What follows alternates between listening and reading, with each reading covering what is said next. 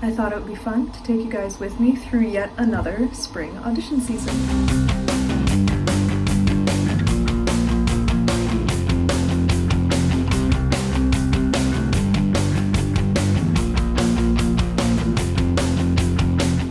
Good evening, fam. Welcome back to the video diary series. For those of you who don't know me, hello, welcome to my channel. My name is Eva Britton, but yes, it is spelled EVA because I like to confuse people.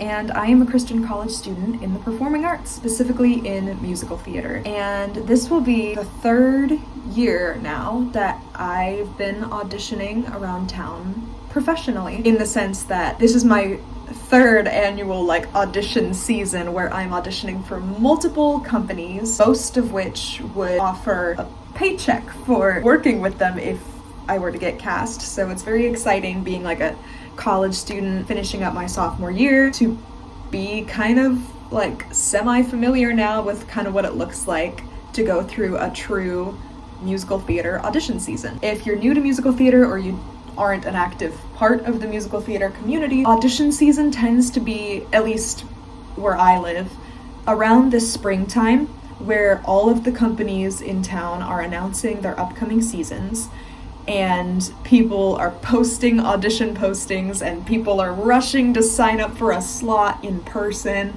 or rushing to send in self-tapes from across town. Basically all of different companies I'm familiar with in my area have posted what their next seasons look like for the entire year, from now till spring of 27. Some of them are starting to post audition announcements and that kind of thing. So I have a couple auditions coming up, where it always goes from Deadsville, from okay, we finished auditions for the spring and winter shows at my campus, which were Romeo and Juliet and Bright Star, which we just wrapped. If you guys want to see those vlogs, episodes 76 and 78 of the video diaries respectively, the last two shows that I did.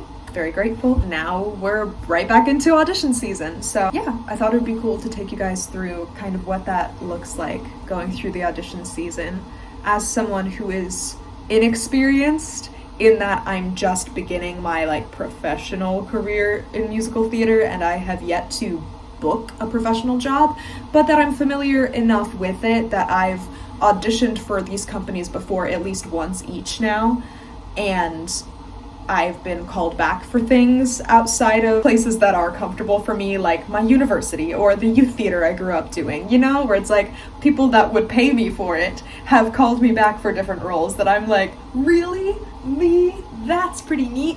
And so I wanted to show you guys kind of what it looks like to prepare. Something else that's very different I've found going from youth theater and school level casting to adult/professional casting is the amount of time you have to prepare for an audition. And it doesn't rattle me as much as it initially did when I was a high schooler, a senior in high school, choosing to audition for a professional company for the first time, where I was I don't know that I should go through with it because I only have a week to prepare.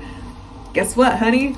That's the business, where no matter what, you only have a week to prepare, essentially, because the way it worked this year is at this professional company, they announced their general season a couple weeks ago. A week later, they opened audition slots, and a week after that is when those audition slots are happening. So you find out what the shows are, and that's important because that helps you to prepare which pieces from your book. This is my rep book. I always feel like such a narcissist walking into a room of strangers and being here's a book with my face on it, but that's my headshot. That's kind of what this industry is. And and you kind of choose from your book based on that season, okay, so to see range, I get to show them 2 pieces and a monologue, so I need to show them that I can belt now, because last time I saw them, I was more like a Disney princess belt, but now I can kind of belt more. And then also show them, but I'm still the legit soprano that you know and love, and also I'm still funny and hip and young, and I think. And so I worked, my tip for college kids, talk to your professors, use your connections, not just to get in with these different companies, but also because they will know about, they've been in the business longer than you, and they know more plays than you do. So I'm a musical theater girly. Plays are not really my thing other than Shakespeare. I love Shakespeare, but unless you're auditioning for Shakespeare, you don't want to audition with Shakespeare. So I was struggling to find a monologue for this company that I have not used in an audition with them before, because I've already given them my best material over the last couple years. So I'm like, hey, Professor Calhoun, I'm out of contemporary monologues for young ingenue characters. Know anything? And then I sat in her office for like a solid half hour, and she whipped out this little number, which I've been analyzing in my spare time, from a play I've never heard of, but this is like comedy gold, and so I have 1 week to memorize this monologue and present it for professional casting directors. And that's show business, baby! I've got 2 songs that I'm familiar with and know and love like the back of my hand that show my dynamic vocal range, but they're both ballads and kind of down-tempo, sadder pieces, because to be fair, a lot of the roles I'm going for at this company that I could potentially be looked at for based on my age range and what they've called me back for in the past is like the young, broken, haunted ingenue type, and because I am in my 20s, I tend to get typecast in these adult companies as teenagers and or people in their early college years. Whereas in my university, at college, or in youth theater, they would be like, oh, you're 5'8" or 5'9"? Okay, you're the adult in this situation. So that's why I'm able to get away with certain monologues here that I wouldn't be there. So, college kid monologue. It's from a show called The Line That Picked Up 1,000 Babes and How It Can Work for You. So that's a heck of a start. So, yeah. And it's so funny, because as I was reading this in front of my professor for the first time, like she was like watching my face as I was reading it, I was chuckling because the whole bit here is that she's explaining to a guy she meets in a bar why she doesn't trust guys she meets in a bar. And she's talking about like the last time she was like hit on in a bar. And as much as I'm like, as a Christian, I don't like the trope of like feminism and we hate men and men, it's always men. I hate that trope. And so I had my reservations about this monologue at first. But in this context, there's a difference between boys and men, if you know what I mean. And here she even states, she's like, there's a difference between men and guys. And that's what I refer to like the kind of smarmy, like not wearing the armor of God people as, is like, okay, those are like the guys, or like the boys, you know? And then there's men, which are like the ones wearing the armor of God that are like, oh yeah, you respect women and all that stuff. Those are great. Awesome gentlemen. Love them. And this is kind of just like a goofy college girl commentary on like the boys that are more smarmy and weird about it. And unfortunately, a couple of these that she's like citing for this guy have happened to me, which is really funny. And so that's why I started laughing. She's like, it's funny, isn't it? And I was like, and true. Because this guy goes, hey, you Italian? I said no and start to walk away. But he grabs my arm and says, hey, you Irish? Like he's just trying to make small talk with her. That did happen to me, actually, when I was a freshman here and went to see one of the plays by myself. This creepy, much, much older man than me, I think he was in his like mid to late 30s, and he was a student here, recognized me from one of his classes, sat next to me, was all in my business, and he goes, he's British, by the way, he was like eating chocolate. This is like a famous story among my friends, by the way. He was eating chocolate, which you're not supposed to do in our theater, and he was like, I love Lindt chocolate, don't you? And I was like, sure. And I'm like trying to like, okay, I'm not paying attention to you, which is exactly what this girl's doing. And he goes, have you heard of Lindt chocolate? And I was like, yeah. And then he leans into me and he goes, oh, you're a Swiss girl, eh?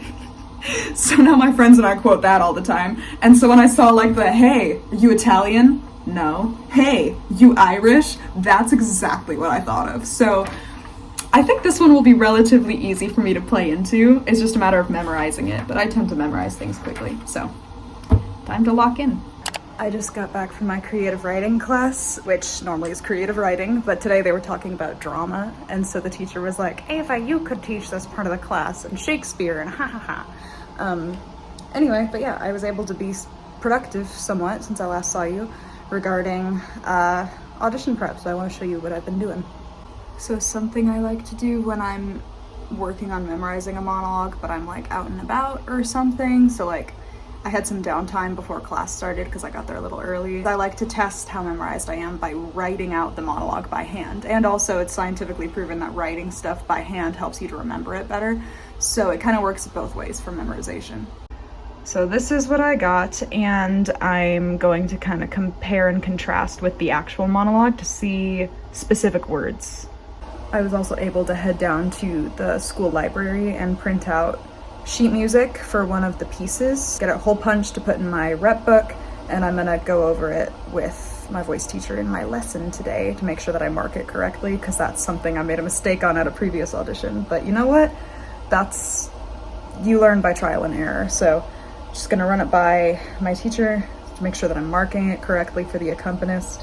And also, I don't know if I showed you guys how I analyzed my monologue with color, so I'll do that too. So I color coded each beat section, and then I, for my own brain, separated it into like, because there's a lot of Fran acting out the guy and her interaction with this guy, so I was like, to help me with when I'm playing the guy as Fran, I kind of drew from personal experience, so these won't make sense to y'all, but these are different characters. Some are like actual things that have happened to me that I'm like, ooh, think of that weird guy that interacted with me once, and like others are like inside jokes with my friends, to kind of just help my brain. My voice lesson the other day got interrupted, so I wasn't able to run through my audition material with my teacher. We were able to like score through the music and we got everything figured out, but I wasn't able to like workshop it with her. So today we're gonna try to do a makeup lesson and get everything sorted out. So I'm gonna practice a little bit on my own, see how the monologue is coming along. I think I'm gonna do it in the middle of the two song cuts, which I've never done before. Normally I either like bookend it with the monologue instead of breaking it up in the middle, but it's like the comedic piece, like the sugar spike in between the two ballads. So just gonna figure it out on my own before I bring it to my teacher. Too many years fighting back tears, wishing you were somehow here again. No more gazing across the wasted years. I only came here one other time. That was enough. What he was really saying was, boy, are you lucky. Of all the girls here, I decided to talk to you. Lucky me. What is this? No, goodbye. And he goes, so what are you then?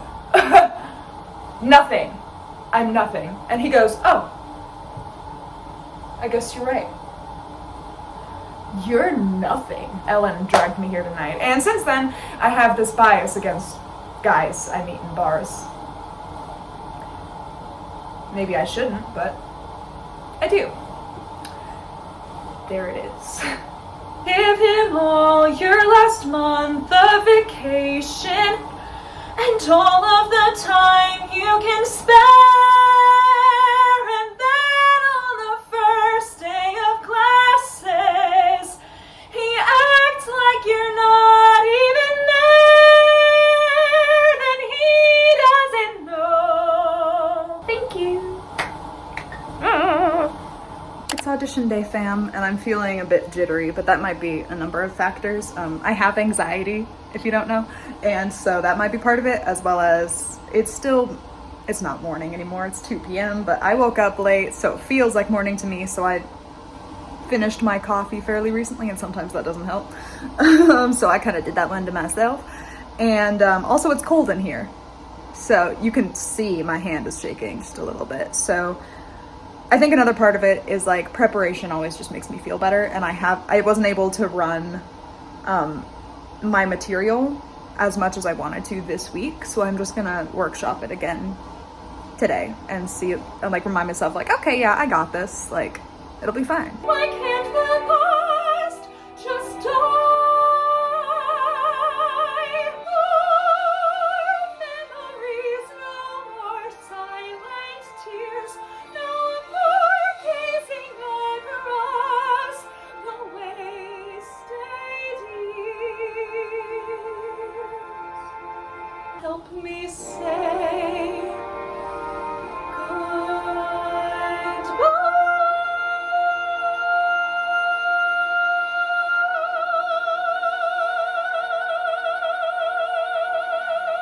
then he says, "What's your name?" I said, "Fran." And he goes, "Oh,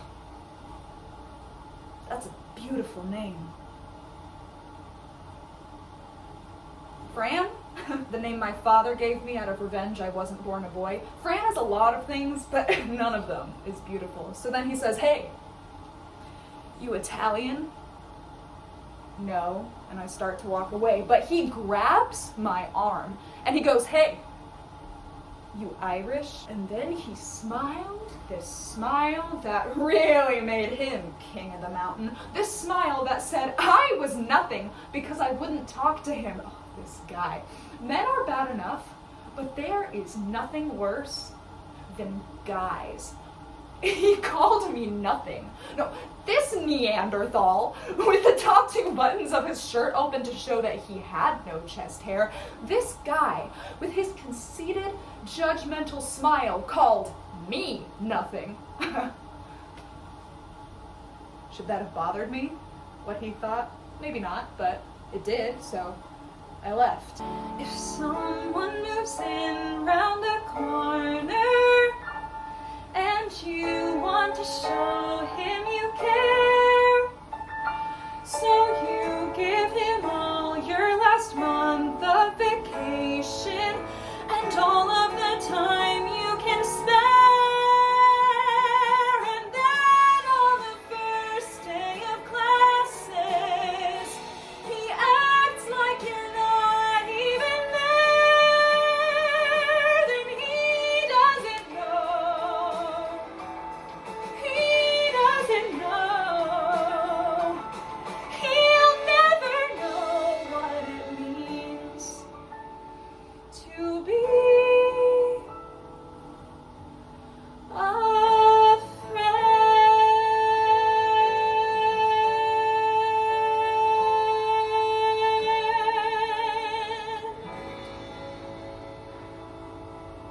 And see, now I feel better, because I'm like, okay, yeah, I can do that. Nice. Not an audition, but I had my dance final, but I have my acting-ish final. It's not an acting class, but it is, but it's not. It's called Voice and Movement for the Stage. It's basically a class that's all about stage presence and building it. So we're all doing ancient Greek monologues. So I'm doing Antigone. And so the context for this monologue, the new king who took over after Oedipus, which is Antigone's father, took over the kingdom and decreed a law of like, okay, one of your older brothers who died in battle will get like the funeral rites and like be honored in death, and then the other one, Polynices, does not get that, and he's gonna be like shameful in death, and no one's allowed to bury him or like any of the things, so that his body will not pass over to heaven or whatever. And Antigone is like, what the heck, that doesn't sit well with me. So against this new law, she goes, performs the funeral rites, and is arrested. And then Creon's like, you had the audacity to disobey me? And this is her monologue being like, boy, you think you have greater power than God? Except her god is Zeus, but mine is God, like Yahweh, like Jesus Christ, our Lord and Savior. Anyway.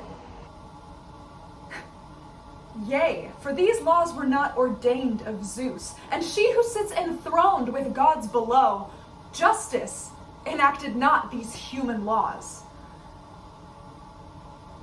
Nor did I deem that thou, a mortal man, couldst by a breath annul and override the immutable, unwritten laws of heaven. I was not like, who feared no mortal's frown, to disobey these laws and so provoke the wrath of heaven. I knew that I must die, e'en hadst thou not proclaimed it, and if death is thereby hastened, I shall count it gain. For death is gain, to him whose life, like mine, is full of misery. Thus, my lot appears not sad, but blissful. For had I endured to leave my mother's son unburied there, I should have grieved with reason, but not now. And if in this thou judgest me a fool, methinks the judge of follies not acquit. Okay, so kind of hard to explain, but basically, I was on the fence about going to this other audition, and then as of literally yesterday, my voice teacher kind of forced my hand texted her friend who happened to be the music director and was like, hey, keep an eye out for my student, she's auditioning tomorrow, and was like, do it. And so because he knew that I was coming, then I like immediately go and I sign up for a slot yesterday, and then I was in my class yesterday preparing my sheet music during a different class, and like during a lecture, and like in the dark while the presentation is going, I'm like secretly whipping out my sheet music and marking it. And then just now, like, I just got out of class, and then I was like chatting with some friends for a bit, and then I was like, time flies, and then I go to the apartment, I change, I drive 20 minutes that away, and then I walked in, I auditioned, they've heard my name from different people, and there's a lot of mutual connections, and it went well, and they complimented my voice, and then I left, and now I'm back. So it's been an audition weekend. How many days? I auditioned on Saturday, so Sunday, Monday, Tuesday, Monday. So only 4 days between auditions. Woohoo! We love audition season! Good morning, friends. Sorry, my hair is like totally just bedhead happening right now.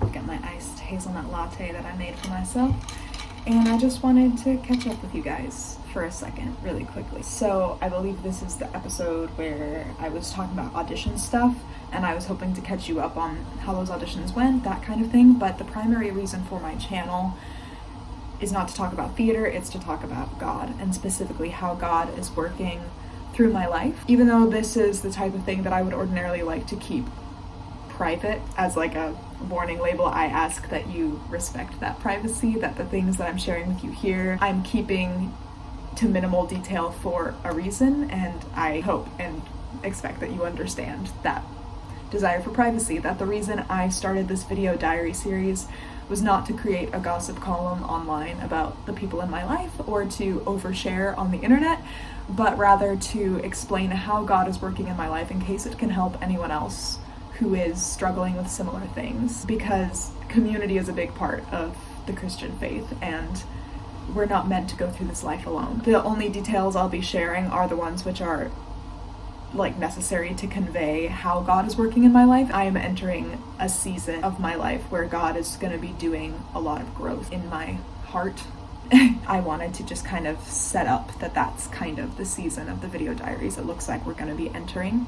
So I didn't want you guys to be like, whoa, this came out of left field. But essentially, as this semester is drawing to a close, there have been so many blessings this semester. Like, seriously, this has been my favorite semester of college so far, spring, sophomore year. God has introduced so many new people into my life, and very grateful to have them in my life, and I'm excited to continue to grow alongside them as we figure things out in young adulthood as people navigating the faith. It's been a couple days since I last caught up with you guys, since I last was vlogging, and that's because there are some people that God has brought into my life, I feel, for a purpose. Right now, He has kind of called both of us to step away from each other, which is really hard, and I've been grappling with that for about the past week. And today is the first day that I woke up feeling genuinely okay, and that's because I've really just been talking to God about it.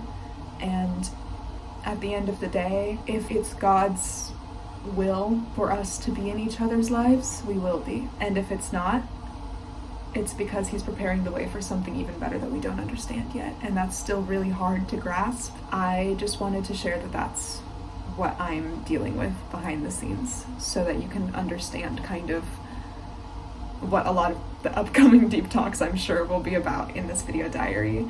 And because I can just sense that instead of seeing this as an opportunity to dwell in sorrow like I would during moments of heartbreak in high school, this is the first time I've gone through that kind of heartbreak since I've truly developed a personal relationship with Christ. Even in times when I thought I had that relationship with Christ and that dependence on Him in high school. I was writing a paper about this recently, actually, which is so serendipitous. But this idea that I thought that I was following Christ and had this relationship with Him, but instead I was trying to predict His next move. I was trying to write out the story of my life that He's already written for me, and I was getting frustrated when it wasn't going according to my plan because I thought my plan was God's plan. like I was putting words in his mouth. This is the first time that I have that understanding while I'm going through loss. And so yes, it hurts, but I don't feel cold and empty inside like I did before when I experienced similar things. Today I was able to wake up, genuinely be excited about the fact that yes, I know this is going to be hard. I also know that it's because God is working in my life, and I'm excited to see how much better my life is going to get after this because of how much it's improved after the last heartbreaks. Like there was 2 other seasons of my life where I've gone through, I want to say, this type of heartbreak. And both times, I don't want to relive them by any means, but they were so important in my walk for Christ. And I have been so happy with how my life has been going and with where God has brought me spiritually this semester. So if he's giving me another season of heartbreak, I'm taking it as a win because I know that that means it's just gonna get better after this. And as a human, I can't process how it could because I thought my life was going so well. So the idea of it getting even better than that because God is gonna work on my heart and find and like really polish and nitpick things that I didn't even see and do the same thing with the loved ones in my life. I'm excited. I'm sad right now, but it's exciting because I trust that God has a plan. So that's where I'm at right now. So thank you guys for watching. I hope this was helpful for anyone who is going through audition seasons or whatever, or is going through something similar spiritually. Jesus loves you guys, and he really does have your best interest in mind, even when it hurts. And I'll see you guys in the next one. Bye.